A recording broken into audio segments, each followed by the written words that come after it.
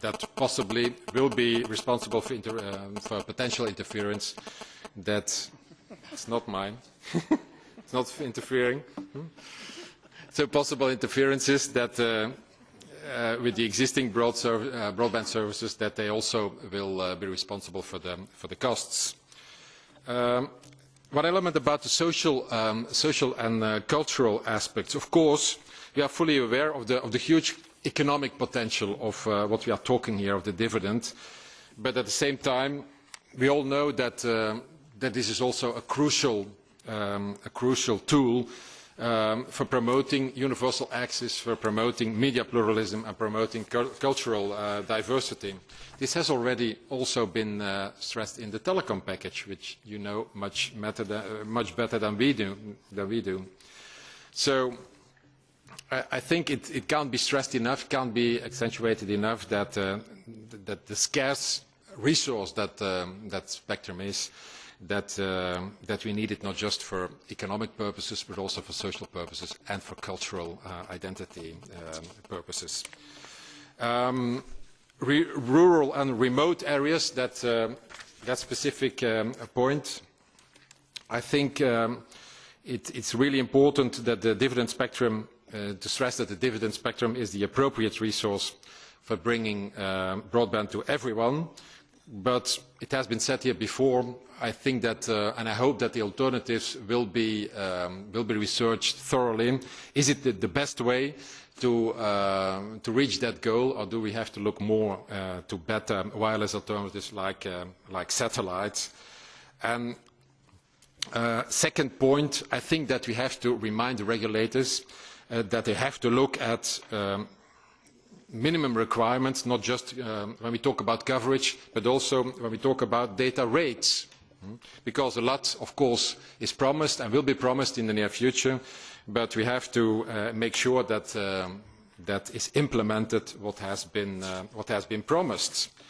And yeah, finally, I have a lot more to say, but I will conclude by saying that, referring to the again, television, and we're not talking just about public television, but also about private television, that, of course, this dividend the spectrum is paramount for securing not only media pluralism and cultural diversity, as already said, but that digital terrestrial television can only be offered in an effective way by means of the UHF band. And as said, this is not only true for the public television, but also for the commercial television. And we have to, and I will conclude, we have to guarantee them that for for possible new applications like HD, like 3D TV, like pushed video on demand, that there has to be room in that spectrum in order to guarantee them to perform those new applications in the future. Thanks very much.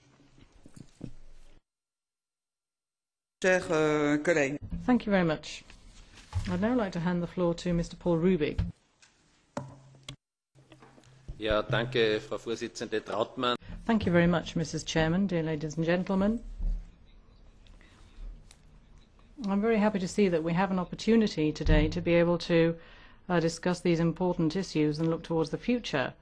And perhaps from the viewpoint of the consumer, I can stress the fact that this is not without importance, i.e. they are interested particularly in the kind of cost that this will entail, and they want to get the kind of content they want, of course. And we know, of course, that a megabyte today, on the one hand, is available at a cost of €0, and on the other hand, has to be paid for at a cost of €19 per megabyte in order to be able to confer a certain amount of content in this megabyte.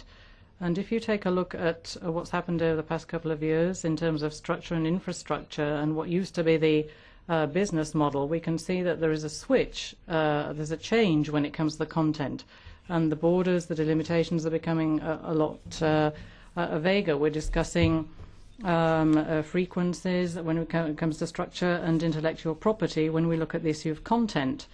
And I think there is a bit of a clash between these two aspects, and we have to come up with a new structure.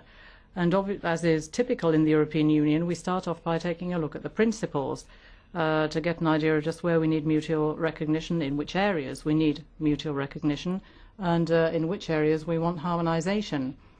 And I think, obviously, if you look at the timeline, we have a clearly delimited set of tasks. We have to decide what can be solved using standards and norms.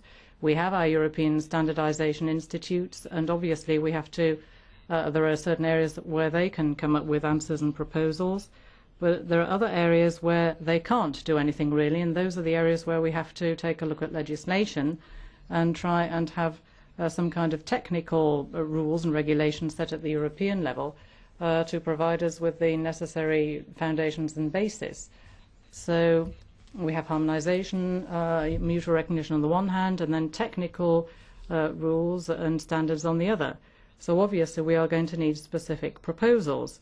If we look ahead to the year 2015, there are going to be about 15 billion devices in use around the world, and we have transfer rates of 1 gigabyte per second for data transmission, and in 2015 it might be 15 or even more gigabytes per second. So obviously we find ourselves in very interesting dynamic times, and the consumer is expecting of us that both the quantity and the quality are also made available in the future.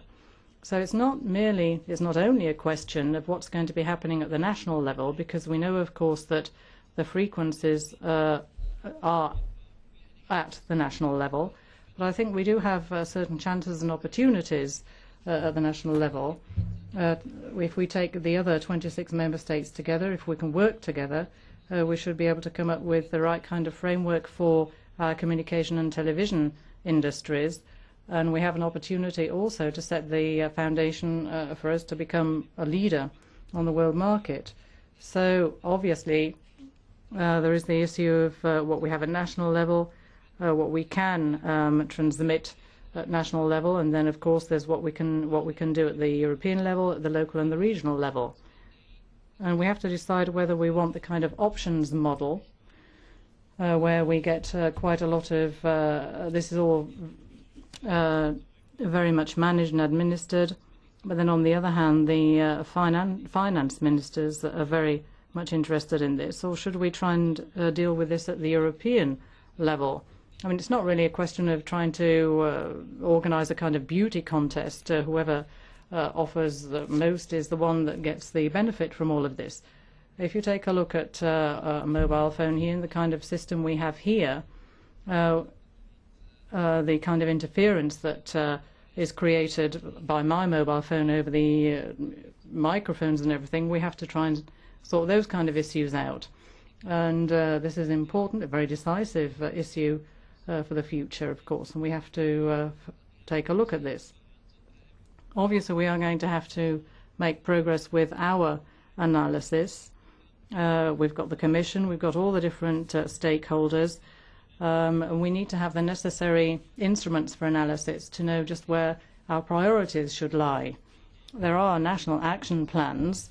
Hopefully they can be made available within a year so that we have best practice and benchmarks made available to us, and then hopefully at the European level we can coordinate our efforts so that our industry is still a leader at the world level, and we can continue to build on that. Thank you.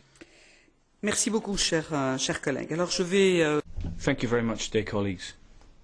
I'll now turn to the member state representatives and ask them to post their interest in taking the floor. Yes, please go ahead, madam. I can't see your nameplate, unfortunately. Finland. Vous avez la parole. Merci. Thank you, Madam Chair.